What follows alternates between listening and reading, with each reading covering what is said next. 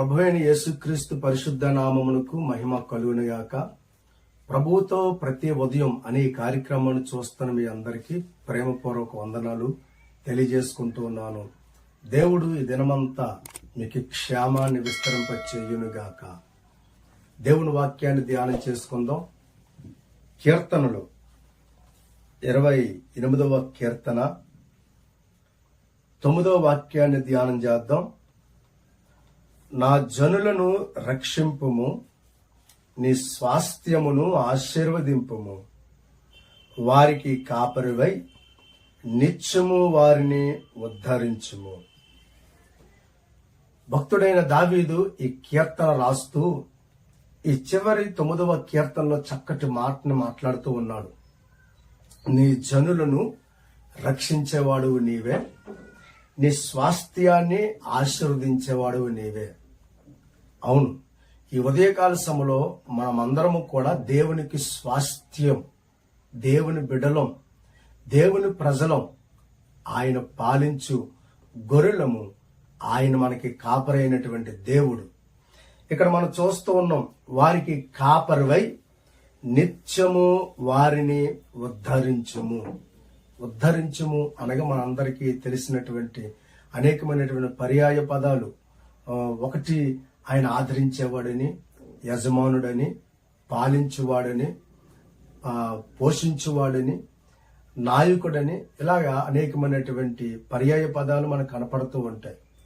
దేవాది దేవుణ్ణి దావీదు వేడుకుంటూ ఉన్నాడు, నీ ప్రజలు వారిని స్వాస్థ్యమే కదా, కనుక నిత్యము నువ్వు వారికి కాపరిగా ఉండి వారిని ఉద్ధరించు, వారిని పరిపాలించు, వారిని పాలించి, వారిని బలపరచు, వారికి తండ్రిగా ఉండు, వారిని మీరు దీవించండి అని దావీదు దేవుని సన్నిధానంలో ప్రార్థిస్తూ దేవుని సన్నిధానంలో వేడుకుంటూ ఉన్నాడు.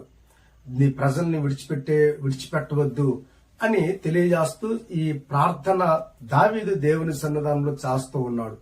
దేవుని బిడ్డలారా, అవును, ఈ ఉదయకాల సమయంలో ఈ దావీదు చేసినటువంటి ప్రార్థనను బట్టి ప్రభువైన యేసుక్రీస్తు ఈ లోకములో సంచరించినప్పుడు ఆయనే ఒక అద్భుతమైనటువంటి మాటలను మాట్లాడారు. అదేనంటే, నేను మంచి కాపరిని అని.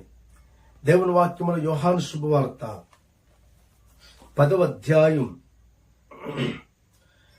11వ వాక్యం, నేను గొర్రెలకు మంచి కాపరిని, మంచి కాపరి గొర్రెల కొరకు తన ప్రాణము పెట్టెను. ఒక్కసారి 10వ వచనం కూడా మనం జ్ఞాపకం చేసుకున్నట్లయితే, దొంగతనమును, హత్యను, నాశనమును చేయుటకు వచ్చును గాని మరి దేనికి రాడు. గొర్రెలకు జీవమును కలుగజేయుటకును అది సమృద్ధిగా కలుగుటకును నేను వచ్చి తినని మీతో నిశ్చయముగా చెప్పుచున్నాను. దావీదు అక్కడ చేసిన ప్రార్థన, నువ్వు కాపరిగా ఉండి నీ ప్రజలను ఉద్ధరించదేవా అని చేసిన ప్రార్థనకి అద్భుతమైనటువంటి ప్రతిఫలం మనం చూస్తూ ఉన్నాం. యేసయ్య శరీరధారిగా వచ్చినప్పుడు, ఏమండి, ఈ లోకములో ఆయన సంచరిస్తూ ఉన్నప్పుడు అనేకమైనటువంటి మాటలు ప్రజలకి, శిష్యులకి తెలియజేసినప్పుడు, ఏమండి, వారి జీవితంలో దేవుడు ఘనమైన కార్యాలు, వారి జీవితాలు ఎలా పొందుకోవాలో అద్భుతమైనటువంటి సందేశాలు బోధిస్తున్న సందర్భంలో ప్రభు తన శిష్యులతో మాట్లాడడం మొదలు పెడుతూ ఆయన అన్నారు, దొంగతనానికి వస్తాడు, నరహత్యలు చేయడానికి వస్తారు, కానీ నేను గొర్రెలకి జీవమును ఇవ్వడానికి, అది సమృద్ధిగా కలగడానికి, సమృద్ధి అయినటువంటి ఆశీర్వాదాన్ని ఇవ్వడానికి నేను వచ్చాను అని ఆయన మాట్లాడుతూ ఉన్నారు. మాట్లాడుతూ, నేను గొర్రెలకు మంచి కాపరిని, మంచి కాపరి తన గొర్రెల కొరకు ప్రాణము పెట్టును. దేవునికి స్తోత్రం కలుగునుగాక. ఈ ఉదయకాల సమయంలో మన ప్రభువైన యేసుక్రీస్తే మంచి కాపరి.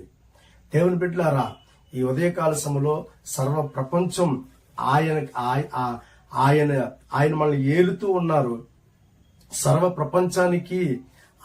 ప్రపంచం మీద దేవాది దేవునికి అధికారం ఉన్నది. ఆయన నాయకుడిగాను, ఏమండి, కాపరిగాను ఉన్నాడు. ఈ ఉదయకాల సమయంలో కాపరి అయిన యేసయ్యని ఎందరైతే అంగీకరిస్తారో, కాపరి అయిన యేసయ్య మాట ఎందరైతే అంగీకరించి కాపరి అయిన యేసయ్యని వెంబడిస్తారో వారినందరినీ అండ్ ఒక అద్భుతమైనటువంటి మార్గంలో నడిపించడానికి ఇదిగో కాపరిగా మరొకసారి నా దేవుడు నీ మధ్యకు వచ్చాడైనా. దేవునికి స్తోత్రం కలుగునుగాక. మంచి కాపరి యేసు, మంచి కాపరి. మంచి కాపరి తన భాగ్యముని విడిచి గొర్రెల యొద్దకు వచ్చాడు. అనగా నిన్ను రక్షించడానికి, నిన్ను బ్రతికించడానికి, నిన్ను బాగు చేయడానికి కాపరి అయిన దేవుడే పరలోకాన్ని విడిచిపెట్టి నీ దగ్గరికి వచ్చాడు. దేవునికి స్తోత్రం. ఫిలిప్పీయులకు రాసిన పత్రిక 2వ అధ్యాయం 6వ వాక్యం మనొకసారి జ్ఞాపకం చేసుకున్నట్లయితే, ఆయన దేవుని స్వరూపము కలిగిన వాడై ఉండి దేవునితో సమానముగా ఉండుట విడిచిపెట్టకూడని భాగ్యమని ఎంచుకొనలేదు గాని మనుషులు పోలికగా పుట్టి దాసుని స్వరూపమును ధరించుకుని తన్ను తానే రిక్తునిగా చేసుకొనెను. ఈ ఉదయకాల సమయంలో గొర్రెలకి జీవాన్ని సమృద్ధినివ్వడానికి నేను వచ్చాను, గొర్రెలకి మంచి కాపరిని అని సెలవిస్తున్న దేవుడు మంచి కాపరి తన భాగ్యాన్ని విడిచిపెట్టి నిన్ను రక్షించడానికి భూమి మీదకి దిగి వచ్చాడు. దేవునికి స్తోత్రం కలుగునుగాక. దారి తప్పి తిరుగుతున్న నిన్ను బాగు చేయడం కోసం మంచి కాపరి పరలోకపు వైభవాన్ని, పరలోకపు భాగ్యాన్ని విడిచిపెట్టి మంచి కాపరి నిన్ను వెతుక్కుంటూ నీ దగ్గరకు వచ్చాడు, మన యొద్దకు వచ్చాడు. దేవునికి స్తోత్రం కలుగునుగాక. మంచి కాపరి నిన్ను నన్ను విడిచిపెట్టకుండా నిన్ను నన్ను నవనూతన మార్గంలో నడిపించడానికి ఈ ఉదయకాల సమయంలో మంచి కాపరి అని యేసయ్య నీ దగ్గరకు వచ్చాడు. ఈ ఉదయకాల సమయంలో ఈ వాక్యం ద్వారా దేవుని మాటలు వింటున్న దేవుని బిడ్డ, నిన్ను రక్షించడానికి నా ప్రభువు ఇదిగో నిన్ను నడిపించడం కోసం నీకోసమే నా ప్రభు ఈ భూమి మీదకి వచ్చాడనే విషయాన్ని మర్చిపోవద్దు. దేవుని ప్రియులారా, అంతేకాదు మంచి కాపరి భాగ్యాన్ని విడిచిపెట్టాడు. మంచి కాపరి ప్రజలలో సంచరించి వారిని సరైనటువంటి మార్గములోనికి నడిపించాడు. దేవునికి స్తోత్రం కలుగునుగాక. మంచి కాపరి ప్రజల్లో సంచరిస్తూ వారిని సరైనటువంటి మార్గంలోనికి నడిపిస్తూ ఉన్నాడు. మార్కు శుభవార్త 2వ అధ్యాయం మనం జ్ఞాపకం చేసుకున్నట్లయితే అక్కడ కొన్ని మాటలు 2వ అధ్యాయం 16వ వాక్యములు ఈ రీతిగా రాయబడింది. పరిసయ్యులలోనున్న శాస్త్రులు ఆయన సుంకరులతోనూ పాపులతోనూ భుజించుట చూచి ఆయన సుంకరులతోనూ పాపులతోనూ కలిసి భోజనము చేయుచున్నాడేమని ఆయన శిష్యులను అడగగా యేసు ఆ మాటలు విని రోగులకే గాని ఆరోగ్యము గలవానికి వైద్యుడు అవసరము లేదు, నేను పాపులనే పిలువవచ్చి తిని గాని నీతిమంతులను పిలువరాలేదని వారితో చెప్పాను. దేవునికి స్తోత్రం కలుగునుగాక. మంచి కాపరి ప్రజలలో సంచరిస్తూ వారిలో ఉన్నటువంటి ఆ పాపాన్ని, ఆ దోషాన్ని పరిహరించినట్లుగా నూతన మార్గములో వారిని నడిపించడం కోసం, సరైనటువంటి మార్గములో వారిని నడిపించడం కోసం, వారికి పరలోకపు వాక్కుల ద్వారా వారిని సరిచేయడం కోసం మంచి కాపరి ప్రజల్లో సంచరిస్తూ ఉన్నాడు. దేవునికి స్తోత్రం కలుగునుగాక. ఎందువల్ల తెలుసా? చెదిరిపోయిన ప్రతి గొర్రెను, చెదిరిపోయిన ప్రతి ఒక్కరిని సరిచేసి మరలా చక్కటి మార్గంలోనికి నడిపించడానికి మంచి కాపరి ఈ భూమి మీదకి వచ్చాడు. దేవునికి స్తోత్రం కలుగునుగాక. నిన్ను రక్షించడానికి. అందుకని రాయబడింది కదా, నేను పాపులను పిలువవచ్చి తిని.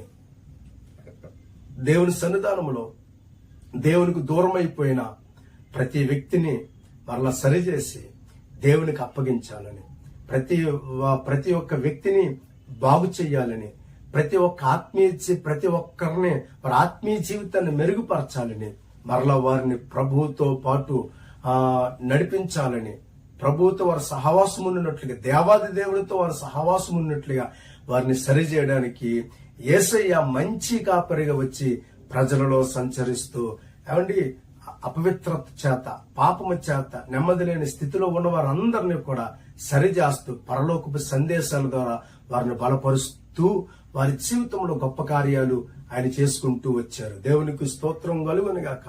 మంచి కాపరి తన భాగ్యాన్ని విడిచిపెట్టాడు. మంచి కాపరి ప్రజల్లో సంచరించారు.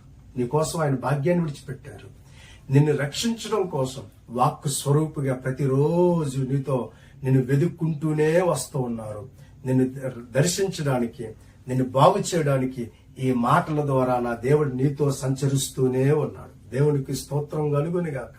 కనుక ఈ ఉదయకాల సమయంలో ప్రియ దేవుని బిడ్డ, యేసునందు నువ్వు విశ్వాసం ఉంచి ఆయన కొరకు నువ్వు నమ్మకంగా ముందుకు సాగిపోతే నా ప్రభు నీ జీవితంలో గొప్ప కార్యాలు చేస్తాడు. హల్లెలూయా. ఇక మూడోది జ్ఞాపకం చేయాలని ఆశపడుతున్నాను. మంచి కాపరి ప్రజల మీద జాలి చూపాడు. మంచి కాపరి ప్రజల మీద జాలి చూపేవాడు. దేవుని వాక్యములో మత్తయి శుభవార్త 14వ అధ్యాయం 14వ వాక్యం. ఆయన వచ్చి ఆ గొప్ప జనసమూహమును చూచి వారి మీద కనికరపడి వారిలో రోగులైన వారిని స్వస్థపరిచెను. చూసారా, ఆయన మంచి కాపరి తన ప్రజల మీద జాలి చేసుకున్నాడు.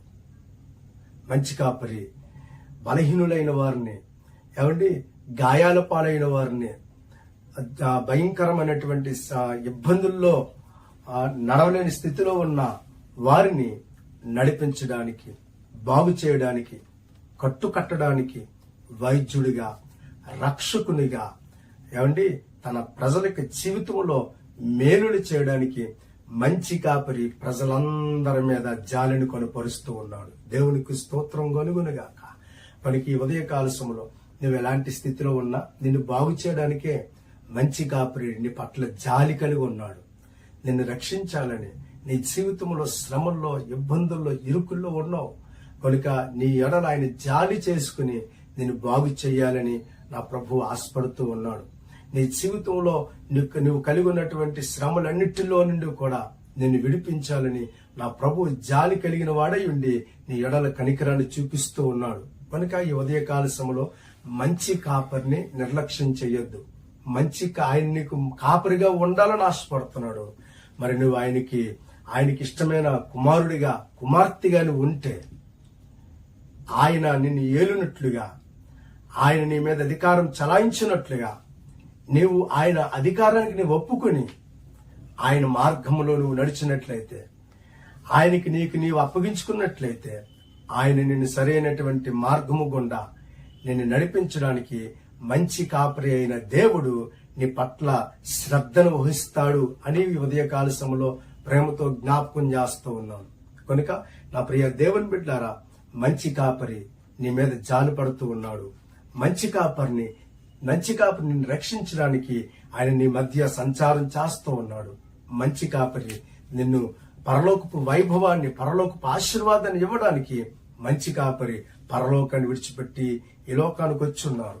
కొనికి నువ్వు మంచి కాపరి మీద ఆధారపడితే, మంచి కాపరి అయిన యేసయ్యని నువ్వు అంగీకరిస్తే నీ జీవితంలో గొప్ప కార్యాలు నా ప్రభువు చేస్తారు. కొనికి ఉదయకాల సమయంలో మంచి కాపరి అయినటువంటి యేసయ్య నిన్ను ఉద్ధరించాలని, నిన్ను బాగు చేయాలని, నిన్ను బలపరచాలని నిన్ను వెతుక్కుంటూ వచ్చాడు. గనుక నీవు ఆయన యొక్క పరిపాలన క్రింద, నీవు ఆయన యొక్క నాయకత్వం కింద ఆయన నిన్ను పాలించినట్లుగా, ఆయన నిన్ను మేపునట్లుగా, ఆయన నిన్ను నడిపించినట్లుగా నువ్వు యేసయ్యకి నీ జీవితాన్ని అప్పగించుకుంటే నా ప్రభు నిన్ను ఆశీర్వదిస్తాడు. దావీదు అంటారు, యెహోవా నా కాపరి, నాకు లేమి కలగదని. దావీదు దేవాది దేవుణ్ణి కాపరిగా తన జీవితాన్ని అప్పగించుకున్నాడు. గనుక నా దేవుడు నన్ను సరైనటువంటి మార్గంలో నడిపిస్తారు, నేను దేనికి కూడా భయపడను, నేను దేనికి కూడా జడియను అని దేవుని సన్నిధానం ముందు దృఢ నిశ్చయంతో ప్రభువునందు ఆనందిస్తూ ప్రభు కృపలో సాగిపోయాడు. కనుక ఈ ఉదయకాల సమయంలో ప్రభువుని యేసునందు విశ్వాసముంచు. మంచి కాపరి నీ జీవితంలో గొప్ప కార్యాలు జరిగించునుగాక. దేవుడు మిమ్మల్ని దీవించునుగాక. ఆమేన్. ప్రార్థన. కృపగల దేవా, నీ నామాన్ని బట్టి వందనాలు అయ్యా. నువ్వు మంచి కాపరిగా మా ఎడల నీవు కృపను కనుపరుస్తూ మంచి కాపరివైన దేవా, పరలోకపు వైభవాన్ని నా కోసం విడిచిపెట్టి లోకానికి వచ్చావు. మంచి కాపరివైన దేవా, ప్రతిరోజు కూడా వాక్యం ద్వారా మీరు మాలో సంచరిస్తూ ఉన్నారు. మమ్మల్ని బాగు చేస్తూనే మా జీవితాన్ని సరిచేస్తూ ఉన్నారు. మంచి కాపరివైన దేవా, మా ఎడల జాలి చేసుకుని అయ్యా మమ్మల్ని స్వస్థపరుస్తూ, మమ్మల్ని బాగు చేస్తూ, మమ్మల్ని నడిపిస్తూ ఉన్నావు. మంచి కాపరి అయ్యా, మేము మీకు అప్పగించుకుంటూ ఉన్నాం. మీ కొరకు నమ్మకంగా బ్రతకడానికి మా ఎడలు మీరు దయ చూపించమని వేడుకుంటూ మహిమ ఘనతా స్తుతులు పొందండి. యేసు నామమున ఈ ప్రార్థన అడుగుచున్నాము తండ్రి. ఆమేన్. God bless you.